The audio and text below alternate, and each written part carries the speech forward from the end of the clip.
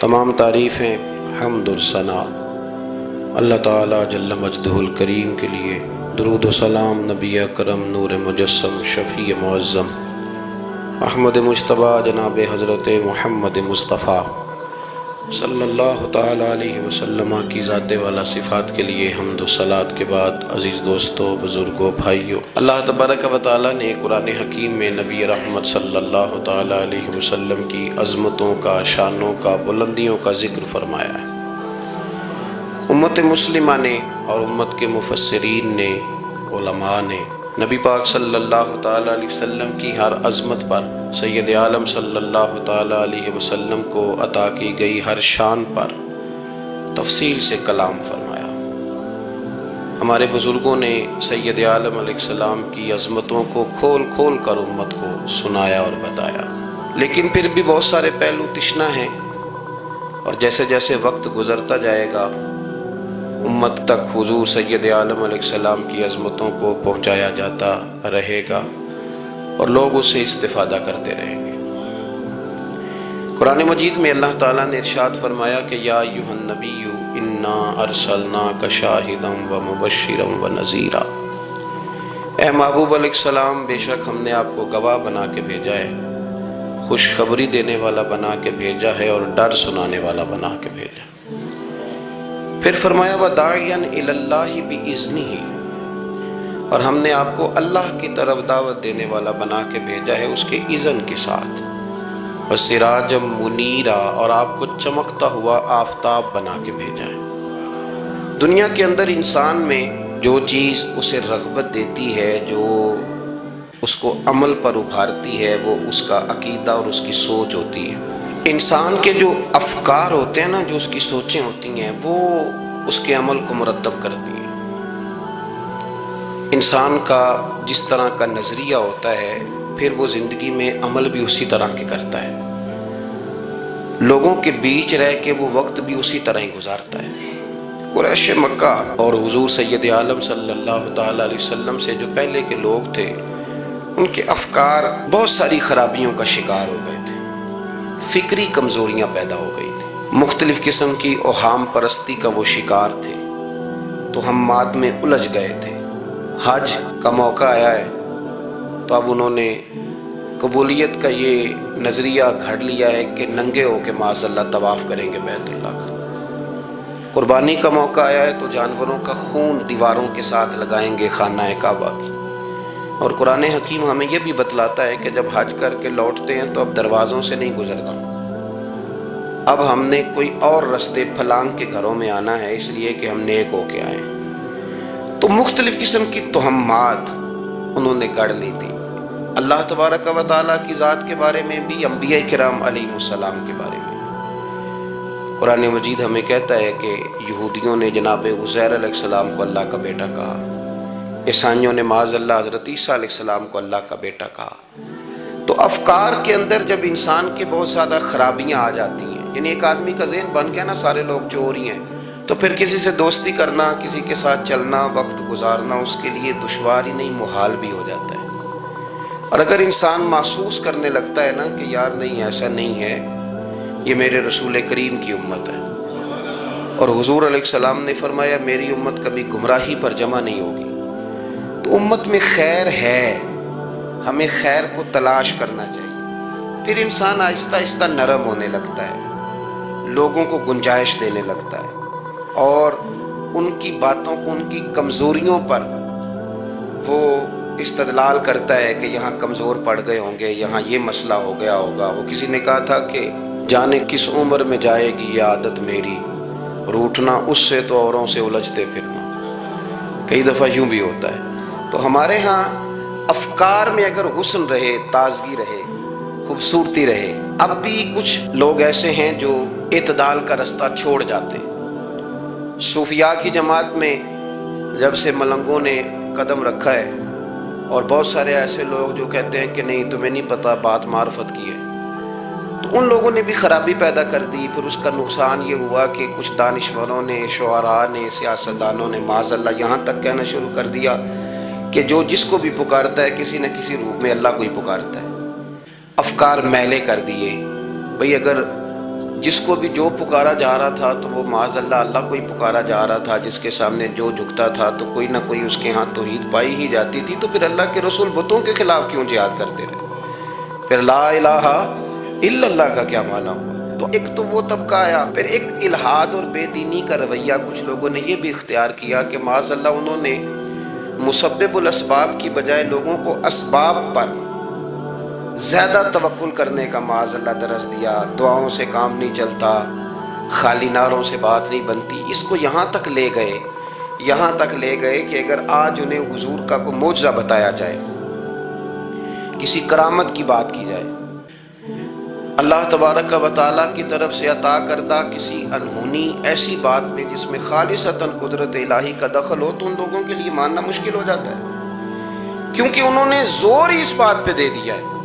تو ان سارے رویوں کے اندر ہمیں پھر پلٹ کر انہی تعلیمات کی طرف توجہ کرنی ہوگی جو مدینے والے محبوب نے ہمیں عطا فرمائی، جو حضور نے عقائد اور نظریات کا حسن ہمیں عطا فرمایا۔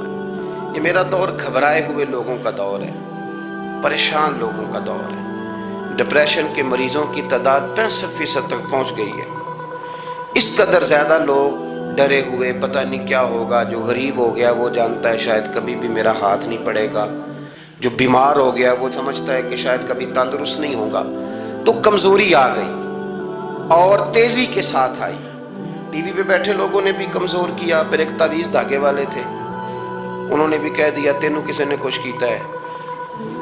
او بھئی کنے کیتا ہے؟ کہندا ہے مینوں حکم ہی نہیں، مینوں تے شرارت دا حکم سی، وہ میں کر چھڑی، تینوں کسی نے کچھ ہے۔ اب تو سوچتا رہ، جتنے تیرے دشمن ہیں تو ان کی لسٹ بنا لے۔ تو شرارتیں ہوئیں، لوگ کمزور ہوئے، افکار کے اندر کمزوری آئی۔ رسول کریم صلی اللہ علیہ وسلم لوگوں کو طاقتور کرتے، توکل کا درس دیتے، توحید باری تعالیٰ کے ستھرے جذبے حضور اپنے غلاموں کو عطا فرماتے، ان کی فکری حضور تربیت فرماتے، فکری۔ اللہ کے رسول صلی اللہ علیہ وسلم غار ثور میں موجود ہیں، ساتھ سیدنا صدیق اکبر رضی اللہ تعالیٰ عنہ۔ کفار جو گرفتار کرنے والے تھے، پیچھے لگے ہوئے تھے، وہ غار ثور کے دروازے تک آ گئے۔ جس طرح ڈاکٹر بول دیتا ہے، وہ کہہ دیتا ہے کہ اب جناب مشکل ہے، اگلے ہفتے آپ چلے جائیں گے، تو وہ جو کمزور لوگ ہیں انہوں نے اگلے ہفتے کیا جانا ہوتا ہے، وہ جب ڈاکٹر بتاتا ہے اسی وقت ہی فوت ہو جاتے ہیں۔ وہ کہتے ہیں اگلا ہفتہ تو لیٹ ہے، اسی وقت ہی سمیٹ لیتے ہیں سامان سفر۔ اور کچھ لوگ ایسے تھے، ڈاکٹر نے کہا کہ جناب آپ کی رپورٹس بتاتی ہیں کہ آپ بہت جلدی چلے جائیں گے، تو انہوں نے کہا جناب آپ جو کہہ رہے ہیں اپنے علم کے مطابق کہہ رہے ہیں، پر ہونا تو وہ ہے جو میرا رب کریم چاہے گا۔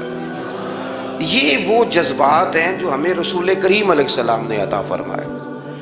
دیکھو حضرت ابوبکر صدیق رضی اللہ تعالیٰ عنہ کے ساتھ حضور غار ثور میں موجود ہے۔ کفار جو گرفتار کرنے والے ہیں وہ دروازے تک آ گئے، بالکل دروازے تک۔ جناب صدیق اکبر رضی اللہ تعالیٰ عنہ ان کو دیکھ کر تھوڑا سا گھبرائے، اپنے لیے نہیں، ذات مصطفیٰ کے لیے گھبرائے، کہیں حضور کو کوئی تکلیف نہ پہنچ جائے، تھوڑا گھبرائے۔ یا رسول اللہ وہ تو قریب آ گئے، اور اگر انہوں نے پیروں کی جانب جھک کر دیکھا تو وہ تو ہمیں دیکھ لیں گے۔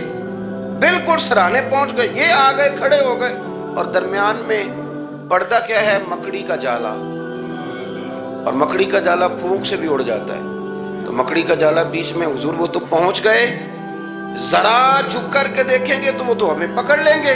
اب یہ وقت تربیت ہے، اور وہ تربیت جو محبوب نے اپنے اس عظیم صحابی کی فرمائی، اس تربیت کو میرے رب کریم نے قرآن مجید میں بیان فرمایا۔ حضور فرماتے ہیں، رب فرماتا ہے کہ فرمایا محبوب نے، فرمایا لا تحزن، ابو بکر گھبرانا۔ یہ ایک موقع ہوتا ہے جب انسان کو گھیر لیتی ہیں مشکلات چاروں جانب سے، اور جو بھی آتا ہے وہ اسے مایوس ہی کرتا ہے، لیکن حالات کے سہمے ہوئے لوگوں کو بتا دو حالات بدل جاتے ہیں، ایک جیسے نہیں رہتے۔ کہا لا تحزن، ابو بکر گھبرانا، کیوں؟ ہماری فوجیں آ کے انہیں پکڑ لیں گی، یا اندر ہمارے پاس کوئی ایسا اسلحہ موجود ہے کہ ہم ان پر چھوڑ دیں گے تو یہ مر جائیں گے۔ لا تحزن، ابو بکر گھبرائیے مت۔ کیوں نہ گھبرائیے؟ اس لیے کہ ان اللہ معنا، بے شک اللہ ہمارے ساتھ ہے۔ جن کے ساتھ رب ہو انہیں گھبرانا نہیں چاہیے. انہیں گھبرانا یہ جو مصلح کی قوت ہوتی ہے، یہ دعا کی طاقت ہوتی ہے، دعا صلاح المومن، یہ جو قوت ہوتی ہے انسان کے پاس، یہ جو اس کے پاس ہتھیار ہوتا ہے کہ آج رات منا لوں گا میرا رب کرم فرما دے گا، یہ جو اس کے پاس قوت ہوتی ہے یہ اسے کمزور نہیں پڑنے دیتی، اسے طاقتور رکھتی. تو حضور نے افکار کے اندر یہ حسن پیدا کیا، لوگوں کو بتلایا کہ بجائے اس کے کہ تم کوئی چور رستہ تلاش کرو، کوئی سیاست کرنے کی کوشش کرو، تم کوئی ایسی راہ اختیار کرو جو تمہیں محسوس ہو کہ درست نہیں ہے، اس رستے نہ چلو، بلکہ تم اپنے رب کو منانے والے رستے پہ چلو. اور ترمذی شریف میں حدیث ہے، حضرت انس بن مالک رضی اللہ تعالیٰ عنہ فرمانے لگے کہ کریم محبوب علیہ السلام فرماتے ہیں کہ اپنے دکھڑے دنیا داروں کو نہ بتانا، سیٹھوں، نوابوں، چودھریوں، چاپلوسی کرنے کی ضرورت کوئی نہیں. اپنے دکھڑے دنیا داروں کو نہ بتانا ورنہ اللہ تمہیں کبھی غنی نہیں فرمائے گا. فرمایا اپنے دکھ اپنے رب کریم کی بارگاہ میں عرض کرنا، جلدی یا دیر سے اللہ تمہیں لوگوں سے بے نیاز کر دے گا. تربیت فرمائی. ہم لوگوں نے تیزی سے اپنے آپ کو کمزور کیا ہے، توجہ کا مرکز دنیا دار. وہ اکبر الہآبادی نے کہا تھا کہ مصیبت میں بھی اب یاد خدا ہم کو نہیں آتی، دعا منہ سے نہ نکلی جیبوں سے عرضیاں نکلی.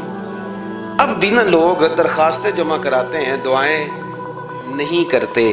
تو بھائی ایک تو یہ کہ توحید باری تعالیٰ کے بارے میں اصل نظریات، افکار کا حسن، پاکیزگی اور آپ کا اپنے رب کی جانب پورا توجہ کرنا. ہمارے ہاں اب تو خیر کرامتیں فیس بک پہ آتی ہیں اور لوگ اس کا سوال بھی بڑا تگڑا کر کے کرتے ہیں. اور جو بچے چھوٹے موٹے ہماری طرح طالب علم ہوتے ہیں، کچھ کتابیں پڑھنے والے دین کے، وہ کئی دفعہ الجھ جاتے ہیں کہ اب اس کو ٹیلی کیسے کریں، ساتھ کیسے جوڑیں. ایسی کرامتیں اور کرامت بیان کرنا بھی لوگوں نے ذمہ داری سمجھ لیا ہے، حالانکہ جڑے محرم راز حقیقت دے وہ تے راز حقیقت کھول دے ہی نہیں. اے جنہ ویکھیا نہیں وہ کرن گلاں، جنہ ویکھ لیا وہ تے بول دے ہی نہیں، تو بات ہی نہیں کرتے. تو کرامت نہ جوڑ جاڑ کے نا کہیں فٹ کی جاتی ہے. آپ کو بخاری مسلم میں حدیث ملے گی، کوئی بھی ایسی اوہام پرستی، کوئی بھی ایسا نظریہ، کوئی بھی ایسی بات جو ذہن کو منتشر کرے، یعنی ابھی تک لوگ کہہ دیتے ہیں ہمارے کہ وہ کالی بلی رستہ کاٹ گئی تھی. تو معاملہ بڑا، میں ملتان شریف پہنچا تو مجھے وہاں ایک میرے سنگی کہنے لگے، بڑا پرانا ان سے ربط ہے، کہنے لگے کہ میں نے آج نہ تجربہ کیا ہے، ویسے واقعی کالی بلی رستہ کاٹی ہے تو مشکل ہو گئی ہے. میں نے انہیں کہا کہ آپ کا تجربہ سجدہ صاحب کا محتاج ہے، آپ کو دوبارہ سے تجربہ کرنا چاہیے. خدا کے بندے کالی بلی رستہ کاٹ جائے تو مشکل ہوتی ہے، تو میرا تو سارے رستے کئی کالی گاڑیاں رستہ کاٹ گئی، اب کیا کیا جائے. یہ کمزوری ہے. افکار میں کمزوری نہیں پیدا کریں، کچا پن نہ پیدا کریں، آپ مضبوطی لائیں. بخاری مسلم میں آپ کو حدیث ملے گی، سرور کائنات علیہ السلام کے صاحبزادے جناب ابراہیم علیہ السلام وصال فرما گئے، اور کیفیت یہ تھی کہ انہوں نے حضور کی مقدس گود میں آخری سانس لیا. داڑھی مبارک محبوب کی آنسوؤں سے بھر گئی. حضرت انس کہتے ہیں عرض کی یا رسول اللہ آپ بھی آنسو بہاتے ہیں؟ فرمایا میرا بیٹا گیا ہے تو آنسو نکل آئے ہیں، ورنہ میری زبان پہ وہی جاری ہے جس سے میرا رب راضی ہوتا ہے. اسی دن نہ، جس دن سرکار کے صاحبزادے کا وصال ہوا اسی دن سورج کو گرہن ہو گیا. کچھ لوگوں نے بات جوڑ دی، کہنے لگے کہ آج چونکہ حضور سید عالم علیہ السلام کے صاحبزادے کا وصال ہو گیا تو آج دیکھو سورج کو بھی گرہن ہو گیا. بات جوڑ دی. غم کی کیفیت تھی، سرکار کی مقدس داڑھی آنسوؤں سے بھری ہوئی تھی، حالات کا تقاضا اور اس کی سمت کچھ اور تھی. حضور نے جمعے کا انتظار نہیں فرمایا، فرمایا بلاؤ لوگوں کو مسجد میں. لوگ جمع ہو گئے اور صحابہ فرماتے ہیں ہمارے خیال میں یہ تھا کہ یہ موقع نہیں تھا. آج نہ جہاد کے لیے حکم آنا ہے، کس مقصد کے لیے حضور نے طلب فرمایا، لیکن جب ہم گئے اتنا ضروری کام ہے نظریات کا صاف ہونا. اللہ کے محبوب نے لوگوں کو اسی دن بلا کے فرمایا لوگوں سنو، سورج اور چاند کو جب گرہن لگے تو استغفار پڑھا کرو، تسبیحات کیا کرو، نوافل ادا کیا کرو، اللہ کے حضور حاضر ہوا کرو. فرمایا یہ سورج اور چاند کو جب گرہن لگے تو یہ اللہ کی نشانیوں میں سے نشانی ہوتا ہے، کسی بندے کے دنیا سے جانے کا اس کے ساتھ کوئی تعلق نہیں۔ تم نے اپنے ذہن کو ٹھیک رکھنا، افکار کو ٹھیک رکھنا، کسی بھی قسم کی تم نے اوہام پرستی کا شکار نہیں، مضبوط رہیں، اٹھ باندھ کمر کیوں ڈرتا ہے، پھر دیکھو خدا کیا کرتا ہے۔ آپ مضبوط رہیں، جب مضبوط رہیں گے تو انشاءاللہ توانائی اللہ کی طرف سے عطا کر دی جائے۔ دوسری بات، نبی پاک صلی اللہ تعالیٰ علیہ وسلم نے تمام انبیاء کرام علیہ السلام کے بارے میں لوگوں کے ذہنوں کی اصلاح کی۔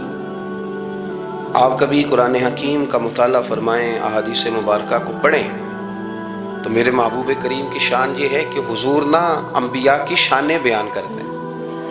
حضرت موسیٰ کلیم اللہ ہیں، کس نے ہمیں بتایا؟ قرآن و حدیث نے بتایا۔ شانیں بیان کی نبیوں کی، عظمتیں بیان کی۔ حضرت ابراہیم خلیل اللہ ہیں، یہ ہمیں قرآن نے بتایا، حضور نے بتایا، لیکن ساتھ ہمیں یہ بھی بتایا کہ ہیں یہ اللہ کے بندے، ہیں یہ اللہ کے رسول۔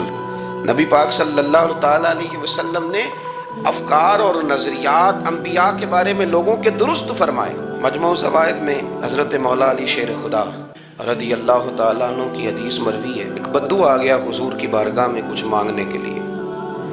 مولا کائنات رضی اللہ تعالیٰ عنہ فرماتے ہیں سرکار جب کسی بات کا جواب نہ دینا چاہتے تھے تو خاموش ہو جاتے تھے، کچھ دیر خاموش رہتے تھے، اور حضور کا خاموش رہنا بھی ہمارے محدثین نے محفوظ کیا ہے۔ اقسام حدیث میں سے ایک حدیث ہے جسے حدیث تقریری کہا جاتا ہے، وہ حدیث ہے جس میں حضور خاموش رہے، کوئی کام کیا گیا تو سرکار خاموش رہے۔ حضرت مولا علی کہتے ہیں حضور خاموش ہو گئے، لیکن چونکہ دیہاتی تھا، سادہ تھا، اس نے جب بار بار گفتگو چھیڑنا چاہی تو پھر حضور نے فرمایا چل پھر مانگ لے کیا مانگتا ہے، مانگ لے پھر کیا مانگتا ہے، کر سوال۔ دیہاتی تھا، سادہ آدمی تھا۔ مولا کائنات فرماتے ہیں ہمیں یوں لگا کہ اب یہ آخرت اپنی سوار جائے گا، جنت کا سوال کرے گا، لیکن بڑا ہی سادہ تھا۔ مانگنے پہ بھی آیا تو کیا مانگا؟ کہنے لگا یا رسول اللہ صلی اللہ علیہ وسلم میں نے سفر کرنا ہے، مجھے ایک اونٹنی عطا کر دیتے۔ حضرت سلطان باہو سے کسی نے کہا کہ بڑے لوگ مرید ہوتے ہیں، تو فرمانے لگے رابطہ طالب کوئی نہیں ملیا، جو ملیا طالب زرد آؤ۔ تو بہت سارے لوگ ایسے آتے ہیں جو کامل شیخ کے پاس بھی آ کے کہتے ہیں دکان کوئی نہیں چلتی، یہ تو کسی سیٹ سے مشورہ کر لیتے، کاروبار چلانے کا آپ کو ڈھنگ بتا دیتا۔ یہ یہاں آ کے بھی آپ نے یہی سوال کیا، یہاں پہنچ کے بھی یہی سوال۔ تو نبی پاک صلی اللہ تعالیٰ علیہ وسلم سے کہنے لگا ایک اونٹ دے دیں آنے جانے کے لیے۔ حضرت علی کہتے ہیں ہمیں بڑا افسوس ہوا، یار تو آیا کہاں پہ ہے اور تو مانگ کیا رہا ہے؟ تو بارگاہ دیکھ اور اپنا سوال دے، تو کہاں کھڑا ہے، کیا مانگ رہا ہے؟ حضور مسکرائے اور مسکرا کر کے فرمایا کہ اونٹ تجھے دیا، چل کچھ اور بھی مانگ لے۔ حضرت علی کہتے ہیں ہم نے کہا اب جنت مانگے گا یہ حضور سے؟ تو بڑا ہی بھولا تھا، کہنے لگا جی اگر آپ کچھ اور بھی دینا چاہتے ہیں تو اونٹ پہ ڈالنے کے لیے کجاوا بھی دے دیں۔ تو حضرت مولا علی شیر خدا فرماتے ہیں ہمیں پھر بڑا افسوس ہوا کہ یار دیکھو اتنا چانس ملا ہے پھر کھو دیا ہے۔ رسول کریم علیہ السلام بھی مسکرائے، اور سرور کائنات کی جو مسکراہٹ ہوتی تھی وہ خوشیاں تقسیم کرتی تھی۔ اعلیٰ حضرت رحمت اللہ علیہ فرماتے ہیں جس کی تسکین سے روتے ہوئے ہنس پڑے، جس کی تسکین سے روتے۔ اب یہاں سوال پیدا ہوتا تھا کہ پھر اس مسکراہٹ کے لیے تو انتظار کرنا پڑتا ہوگا کہ حضور مسکرائیں تو روتے ہوئے ہنسیں، تو اگلا شعر بھی ہے اور جواب بھی ہے۔ فرمانے لگے جس کی تسکین سے روتے ہوئے ہنس پڑیں اس تبسم کی عادت پہ لاکھوں سلام۔ یہ تو عادت ہے حضور کی، یہ تو عادت ہے مسکراتے رہنا۔ تو حضور بھی زیر لب مسکرائے۔ تیسری دفعہ میرے کریم نے پھر فرمایا چل مانگ لے کچھ، تجھے ایک چانس اور دیتے ہیں۔ پر مولا کائنات فرماتے ہیں بڑا ہی بھولا تھا، تیسرا چانس ملا، گویا گولڈن چانس ملا، لیکن پھر بھی وہیں کا وہیں رہ گیا۔ کہنے لگا ٹھیک ہے اگر آپ کچھ اور بھی دینا چاہتے ہیں تو میرا سفر لمبا آنے جانے کا خرچہ بھی دے دیں۔ اللہ اکبر۔ اب حضور عقائد کی بابت بتانے لگے کہ رسالت کے بارے میں، محبوب کے بارے میں عقیدہ کیسا ہونا چاہیے؟ تو حضور علیہ السلام فرمانے لگے تجھ سے تو وہ بنی اسرائیل کی بڑھیا ہی اچھی تھی۔ یا رسول اللہ صلی اللہ علیہ وسلم کون سی؟ تو حضور فرمانے لگے جناب موسیٰ علیہ السلام کو حکم ہوا ہجرت کریں تو آپ جانے لگے، تو پھر ارشاد خداوندی ہوا کہ جہاں حضرت یوسف علیہ السلام مدفون ہے، آپ کا مزار پر انوار ہے، اگر آپ کو جانا ہے تو پھر ان کے تابوت کو بھی آپ نکال کر کے ساتھ لے جائیں۔ حضرت سیدنا موسیٰ علیہ السلام نے لوگوں سے پوچھا تمہیں پتہ ہے جناب یوسف کا مزار کہاں ہے؟ کسی کو نہیں پتا۔ ایک بوڑھی اماں ہے ضعیف العمر، اس کو خبر ہے۔ حضرت موسیٰ علیہ السلام نے اس سے کہا اماں تو بتائے گی کہ حضرت یوسف کا مزار کہاں ہے؟ تو کہنے لگی بتاؤں گی پر مفت نہیں بتاؤں گی۔ یہ حضور بیان کر رہے ہیں، بتاؤں گی پر فری میں نہیں بتاؤں گی، میں نا مفت تھوڑی بتاؤں گی۔ فرمایا چل تو اپنی قیمت بتا بتانے کی، تو کہنے لگی میں اس شرط پہ جناب یوسف کے مزار کا پتہ بتاؤں گی کہ آپ مجھے جنت میں وہ والا گھر دیں گے جس کے پڑوسی جناب موسیٰ علیہ السلام ہو۔ آپ کے پڑوس میں گھر چاہیے، تجھ سے تجھی کو مانگ کے میں نے مانگ لی ساری کائنات، وہ والا مکان چاہیے جس کے پڑوسی آپ ہوں۔ تو حضرت موسیٰ کلیم فرمانے لگے اماں چل جنت مانگ، تو نبیوں کے قریب مکان مانگ رہی ہے، وہ تو بڑا اونچا درجہ ہوگا، تو بڑی دور پہنچ گئی، اتنی بڑی سوسائٹی میں پلاٹ مانگ لیا، وہاں پہنچ گئی۔ تو بوڑھی کہنے لگی ٹھیک ہے، پھر اگر یہ معاملہ ہے تو پھر ختم ہو گئی بات، اگر آپ نہیں بتاتے تو جائے میں بھی نہیں پتہ بتاتی۔ جب وہ اڑ گئی، ٹھہر گئی، اور اڑی بھی کس طرح، یہ بھی میرے اللہ کی توفیق، میری طلب بھی تو تیرے کرم کا صدقہ ہے، میری طلب بھی تو تیرے کرم کا صدقہ ہے، یہ پاؤں اٹھتے نہیں بلکہ یہ اٹھائے جاتے ہیں۔ تو وہ کہنے لگی میں نہیں پھر بتاتی، آپ کسی اور سے پوچھ لیں۔ جناب موسیٰ خاموش ہوئے تو ارشاد خداوندی ہوا کلیم اپنے پڑوس میں مکان دینے کا وعدہ آپ کر لیں اور مکان انہیں میں عطا کر دوں گا۔ تو حضور سید عالم صلی اللہ تعالیٰ علیہ وسلم نے اس بدو کی موجودگی میں تربیت فرمائی صحابہ کی، یہ چیزیں بھی حضور نے عطا فرمائی۔ لیکن جب تمہیں کہا جائے مانگو تو پھر یہ کریم رسول کا دروازہ ہے، مانگیں گے مانگے جائیں گے اور منہ مانگی پائیں گے، سرکار میں نہ لا ہے نہ حاجت اگر کی۔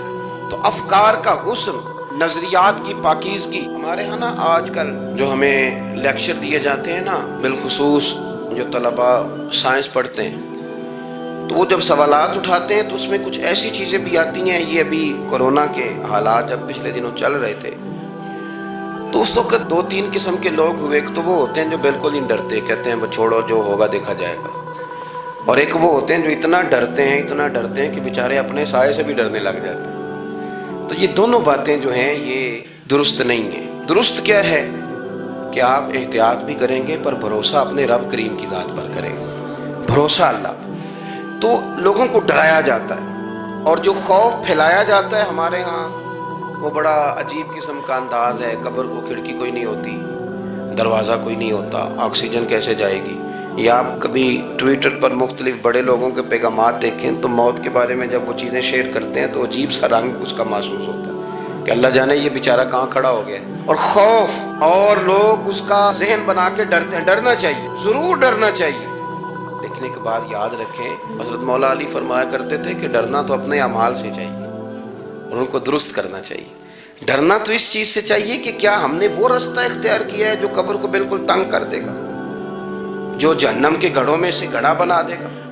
اگر وہ راستہ ہے اور اس پر آپ چلے ہوئے ہیں، آپ سخت ہو گئے ہیں، آپ نے سوچنا چھوڑ دیا ہے، آپ نے حقوق العباد کے معاملے کو ترک کر دیا ہے، آپ اپنی طبیعت کے لحاظ سے لوگوں کو ستانا مشغلہ بنا بیٹھے، آپ حلال حرام کی تمیز چھوڑ گئے، نگاہوں کی صفائی سے لے کر رزق حلال کو پیٹ میں لے جانے تک اگر غیر محتاط ہو گئے تو پھر تو خوف کھائیں۔